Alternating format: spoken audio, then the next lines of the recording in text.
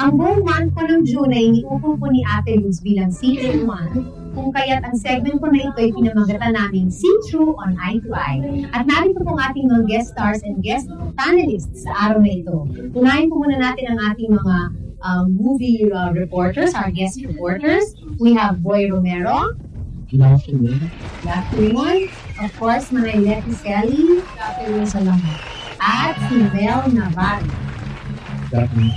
Okay. At ang ating pong mga guest stars, we have from the movie Gregorio del Pilar, Fred Moore dos Santos. Hello. Good afternoon, Patita. Ang napakaganda from Bawal na Halik, si Guy Renato. Good afternoon, Guy. And of course, from the movie Pag-ibig ko sa'yo, ito sa always, Mr. Bong Review. Junior is Donna too. Good afternoon. Good afternoon sa inyo. Okay, bago mo tayo mag-umpisa sa ating tanungan, I just want to remind everybody that today is the first day of the Manila Film Fest. So sana po panurin natin lahat ng mga pelikulang kalahok like Bayarang Puso, Kabilin-Bilinan ni Lola, Isa, Dalawa, Takbo, From Saudi with Love, and Bulanay. Okay, let's start the ball rolling. Sinong unang gusto magtanong? Yes, go ahead. Hello. This is for Glider. Kasi napanood namin yung press preview ng Bawal na Halik, yung launching movie mo under Vivo Films. And napansin namin medyo sexy talaga yung pelikula sa controversial yung story about AIDS. Ibig sabihin ba dito ganito magiging packaging ng career mo na sexy ka na and handa ka na rin makapagtapatan sa ibang sexy stars? Hindi naman. Di ba napanood mo yung press preview? Di ba hindi naman puro pa sexy? Yung basta-basta pa sexy na yung ginawa ko doon. Di ba? May story naman yung movie namin about AIDS. Tsaka siguro after doon, hindi naman puro pa sexy na siguro kasi may ginagawa rin ako action comedy kay Tito Eli Garcia. Tsaka isang comedy naman kay Joey De Leon. Pero hindi ba natatakot yung producers niyo? Kasi medyo maraming mga sexy scenes doon. Meron pang... Pero kung sila siya, R18. May mga scenes ba that will cut or as a whole, okay naman lahat? Okay naman lahat. Okay? Ikaw naman. Kay Donna. Donna kasi sa ayat hindi, talagang rivalry ni Dina, hindi maiwasan. Natalo mo siya nung nanalo ang best supporting actress, isang working body, pero nakabawi naman daw siya sa Awit Award kasi napanalo ng best ballad yun. Tapos siya nanalo best female recording artist kasi kumbaga daw sa working body, technical award na daw napanalo nun. Wala. Pero ba akong dapat sabihin? Wala naman, di ba? And I'm happy for her kasi kumbaga, alam ko dream come true para sa kanya yun dahil matagal niya. Sabi nga niya, nung bumalik siya, di ba? First time ko naka-receive ng ganitong award. So, natutuwa rin ako sa kanya. And deserving naman siya, di ba?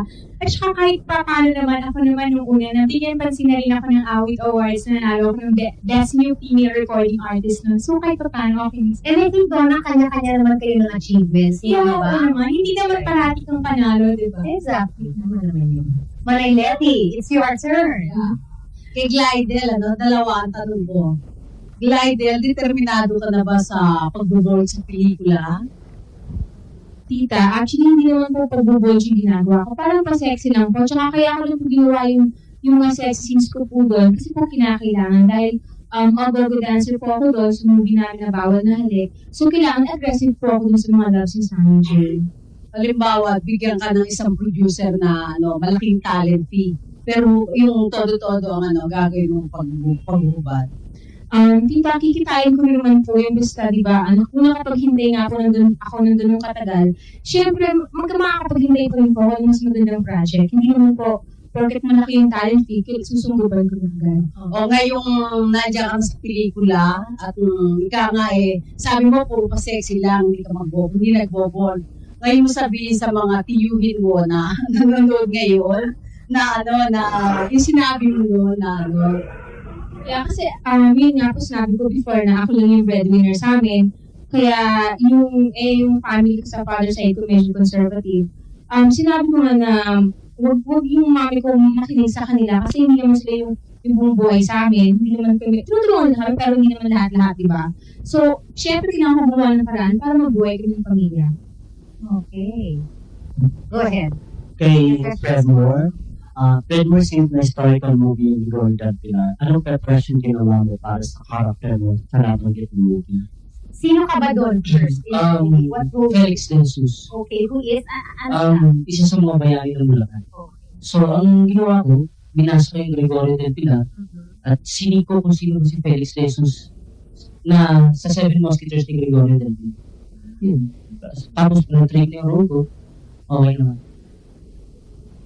Kay Fredmore din. Bakit parang hindi ko madalam ang paggawa mo ng movies? Nagkaroon ba ng problem sa career mo before? Nagkaroon nga eh. Nagkaroon ng problema eh. Kasi, yung manager ko before, si Mark, medyo nagkaroon ng hindi magandang usapan. Okay. Sino na manager mo yun? Tito Fear Gonzalez. Mas okay yung ngayon. Okay na. Wala na Wala problema. na. Mas okay na. Tuloy na. Nakakingay na. Okay naman ba ito? Tito Fear. Hindi na ba malaking tumaga? Hindi naman daw. Ano Leti ka ba? Ito kay Donna, no? Kasi, Bakit ba? Donna, ito ano, kasi hindi naging leading man mo si Buong Revilla. Yan, di maiwasan na ika nga nililing, natutokso-tukso. Siyempre, party ng ano yan, no? Ng ating ng mga gimmicks sa Ganun naman pelikula. lagi. Yes, ngayong tapos na ang shooting, tapos nag-showing ng pelikula, no? Anong masasabi mo? Kayo ba nakikita pa uli ni Bong o tinatawagan ka pa? Ay, hindi po, tita. Ngayon po, nakikita lang kami pag like, sa dubbing, nakikita kami, gano'n, sa promo. Gano'n, pero hindi po kami nakikita lang.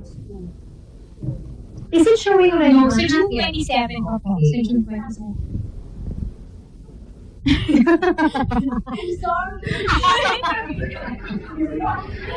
Before we continue, we just want to acknowledge that ang segment writer po natin for today ay si Miss Lolit Sock.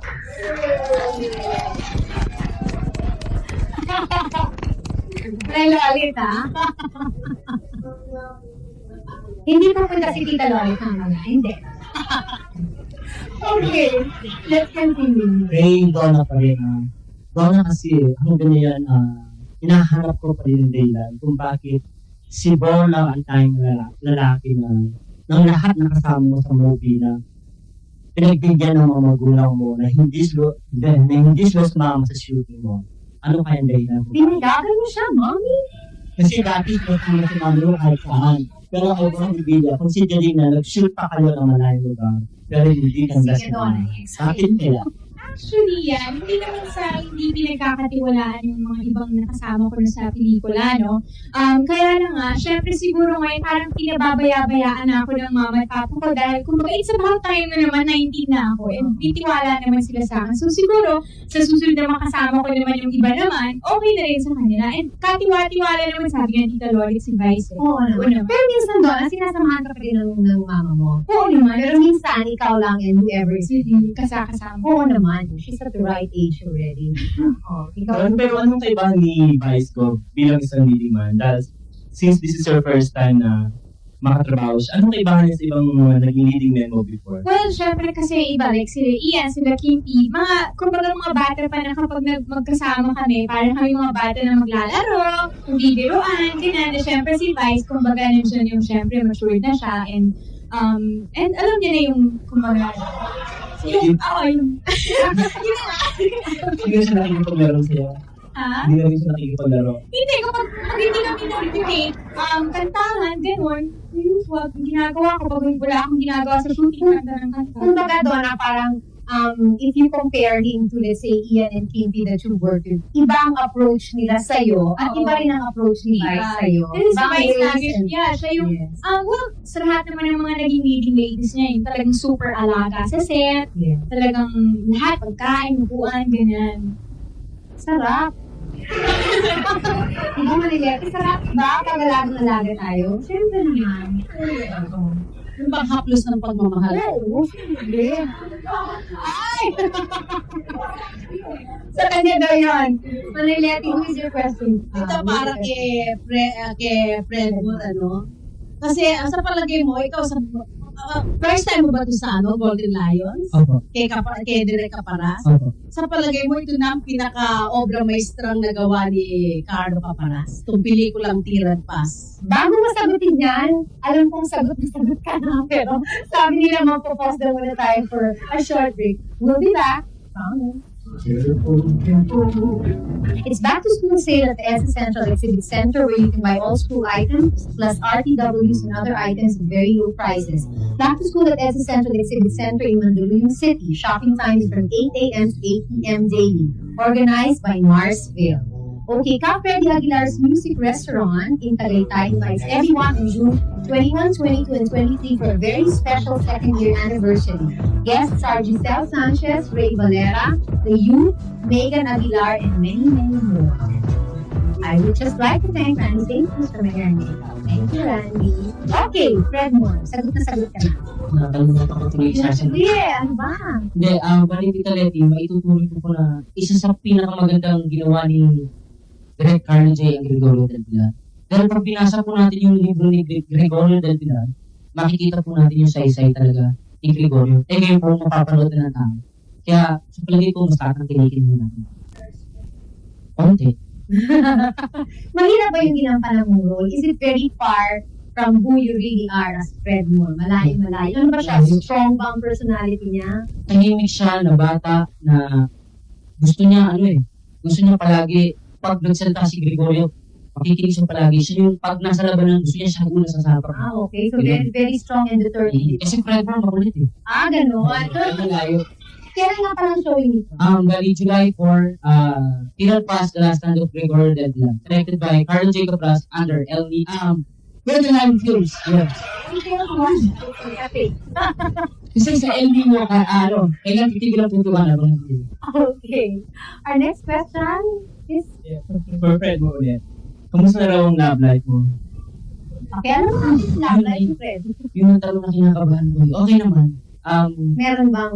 Wala siya sa show business. Okay naman kami. Mas okay ba yung Fred mo pag ang girlfriend mo wala sa show business? Napansin ko po mas okay. Mas tahimik Mas tahimik ko. Palagay ko. Mas masaya. Oh, talaga. Walang gulo. Walang gulo. We have a... Polling question. Okay, maraming salamat Jackie Lou at una nating katanungan ay para kay Miss Donna Cruz. Ano ang feeling mo sa importansya ng binibigay sa iyo ni Bong Revilla Jr.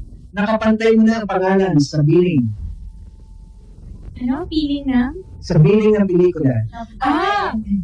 Well, syempre, flattering, Pero, ako naman kasi hindi naman ako tumitingin sa billing, eh. So, kung saan man ako mapunta, okay lang sa akin. Pero ngayong pinapagta ko sa pangalan niya, talagang super nakaka-flatter. Talagang masaya ako. Para pa rin kay Miss Donna Cruz, sino ang next big action star na gusto mong makasama sa pelikula? Si FEJ. Wow. That's a dream come true, I think, for anybody who business, di ba? Na makasama si The King. At para pa rin kay Donna, ito na ba ang hudyat ng paggawa mo ng adulterous after your role in the Bong Revilla Jr. movie? Yung ganyan naman kasi yung iba nagde-decide sa akin kung ano role lang nababagay sa akin, Pero ito kasi susunod ko na gagawin, dalawa sila. Yung isa, dual ang role ko, magkakambal ako, isa kapares ni Kim P, isa kapares ni Ian.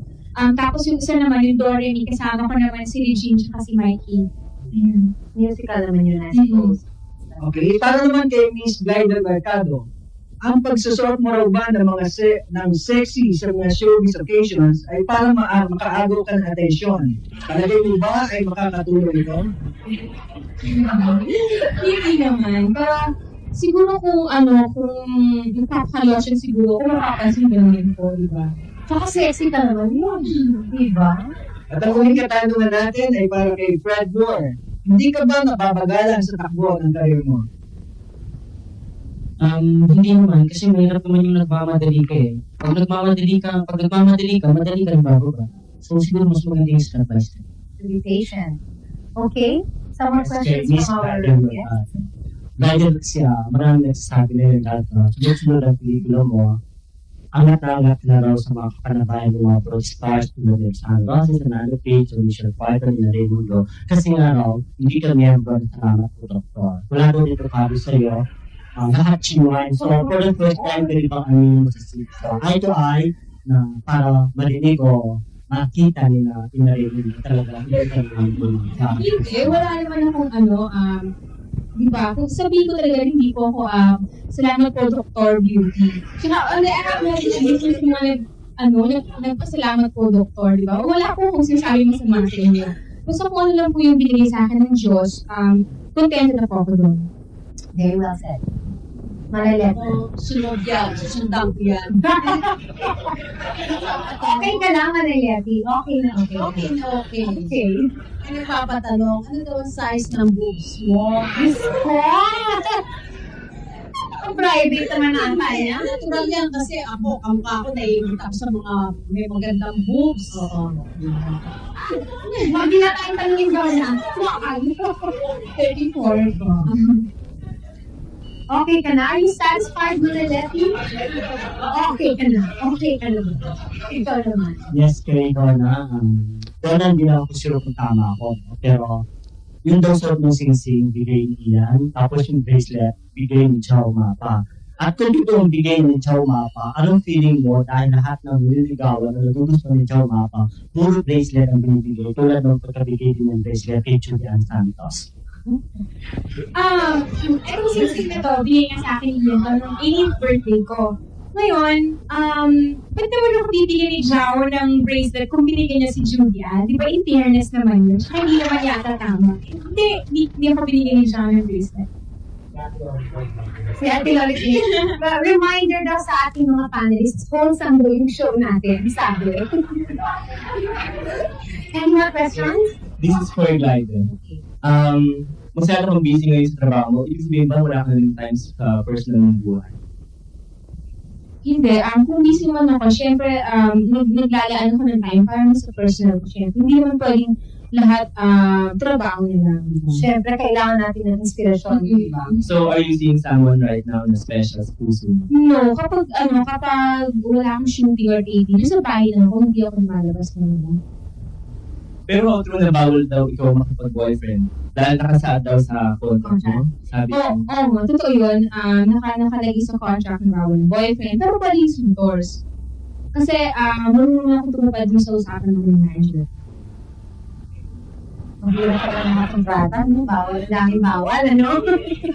Buti ako nang bawal sa asawa ko, maliliit. Marilet, di ba kasi? Clyde ulit.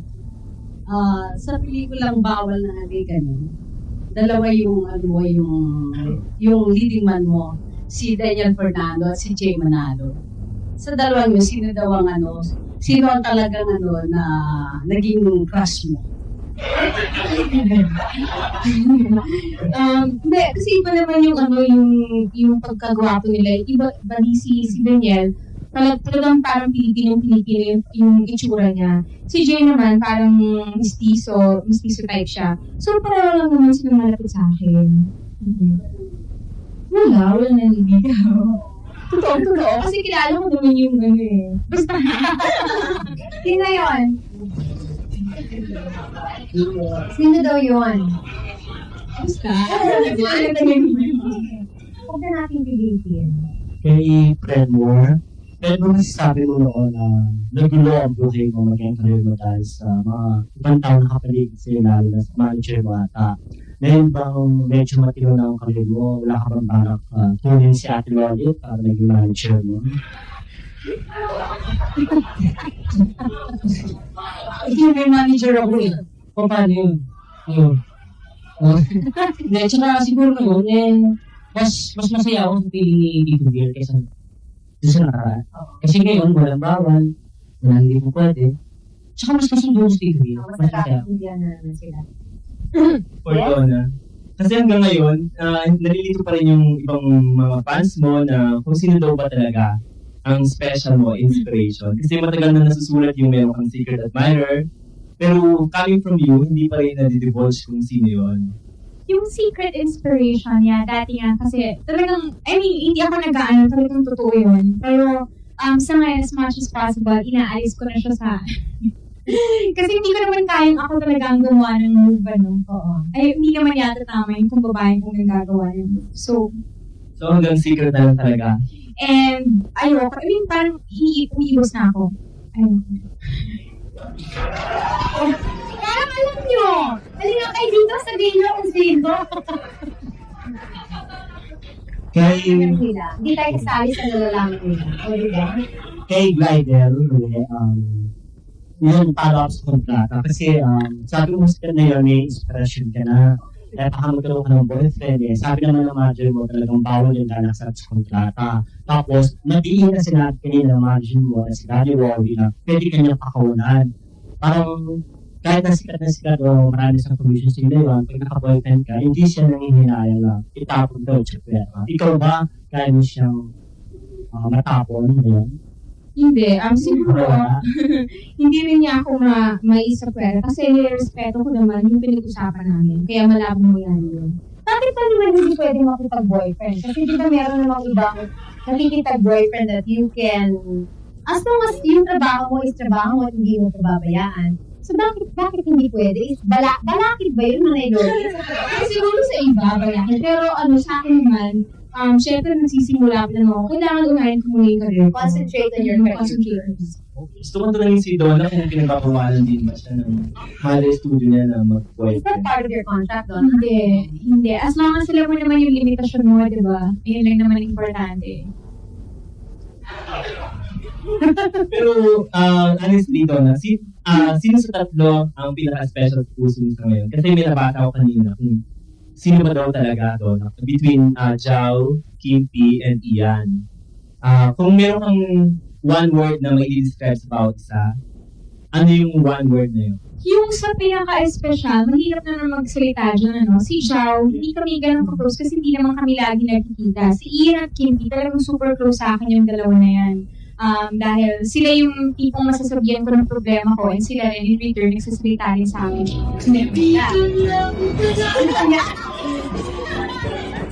Tapos, if I did describe,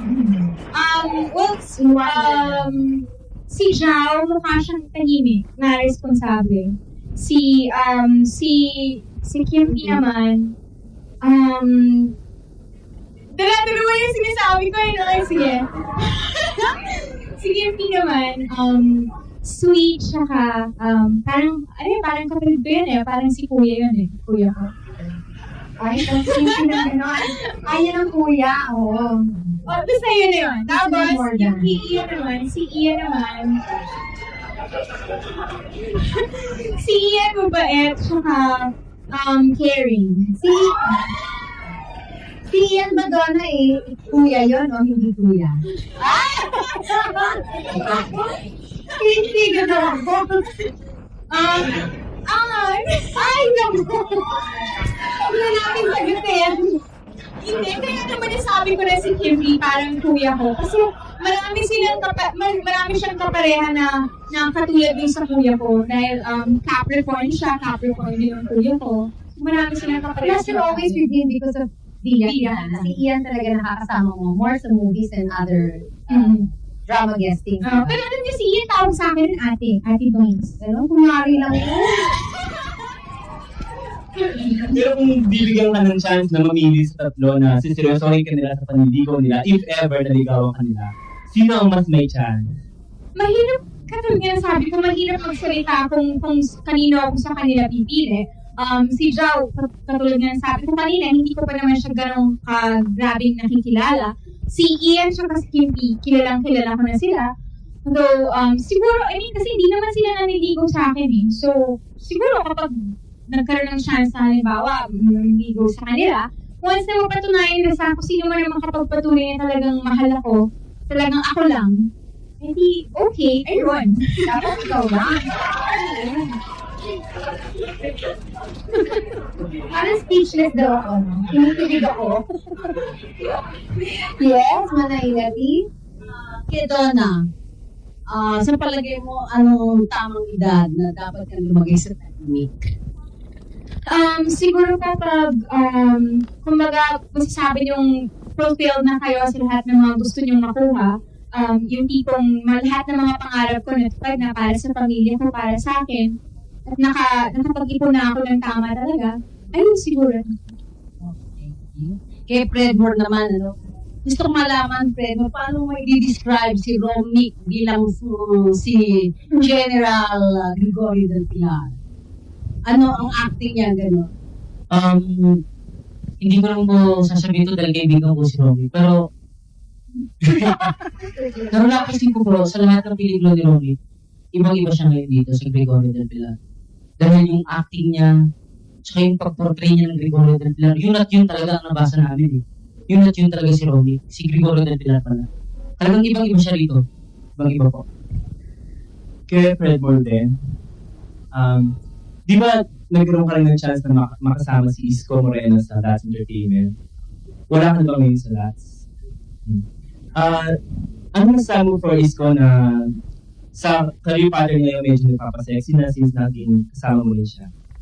Anong masasabi mo sa medyo nagpapasexy siya ngayon sa mga pictorials, sa movies na ginagawa niya? Hindi, parang ano rin yan, parang teenager din yan, nag-grow. Siyempre, yung role niya, nag-grow din. Nagpapalit-palit din siguro siya ng role o ng image niya. Pero kung ikaw, give it a chance na magpa-sexy, gusto mo rin? Hindi pa pwede, laki ng tiyan ko. Kailangan mag-workout na. Oo. Workout na yung Yes. yung Donna. Donna kasi, nahihirapan akong paniwalaan ka na lahat na buhay ng lasyon, no? Magandang namangakita ng dalawa ni Ian. Kasi si Nora Honor, very vocal sa pagsasabi, kahit saan, sino makakausap na ang manugang popular TV ka. So, ano ba talaga? Kuya.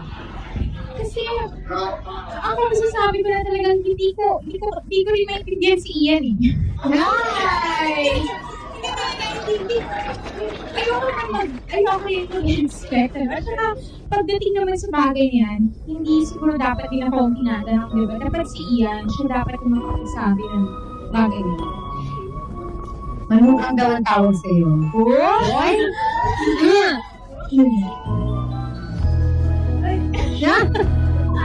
Yun na yun, pero wala akong masabi.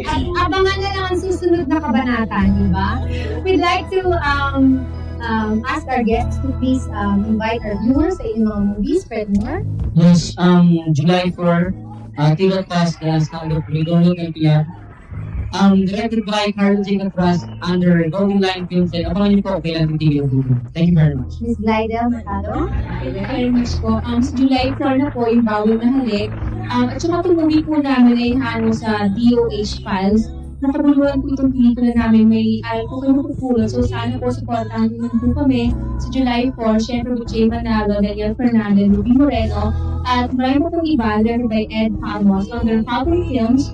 Released through your films. Thank you. Of course, we're going to cruise on the movie Pag-ibig ko sa'yo. Yes. So June 27 na po, Pag-ibig ko sa'yo movie. Starring, of course, Ramon Bong Revilla Jr. Ako po, Annette Ledet, Tito Diaz, Kirsten Peter, PR Hersito, at marami po pong iba. It's under Viva Films, co-product Movie Pictures, at directed by Robbie P. Suzara.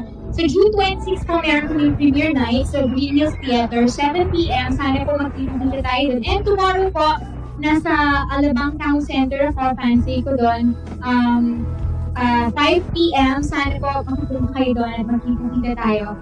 And sa June 27, pag-ibig ko sa ito, maraming salamat. Thank you very much, Donna. And of course, we'd like to thank our guest reporters, Boy Romero, Mariette, and Mel Navarro. Maraming salamat sa inyo. And I'd like to remind everybody again that panoorin po natin mga pelikulang kalahok sa Manila Film Festival, Bayarang Puso, Pabiling-Bilin ng Lola, Isa, Dalawa, Takbo, From Saudi with Love, and Mulanay. Maraming salamat for joining us here in Eye to Eye. Ate Boots, get well soon. Thank you so much. Have a nice evening. God bless. Sabi mo sa akin, ako lamang iyong mahal. Mapagkailanman ang pangako natin na tayo ay para sa isa't isa. Huwag na magbabago. Ang multi-awarded news team ng GMA ang maghahatid sa inyo ng pinakasiksik sa malitang 15 minuto sa telebisyon. Sama-sama na tayo maging saksi. Pusuan para sa'yo lamang.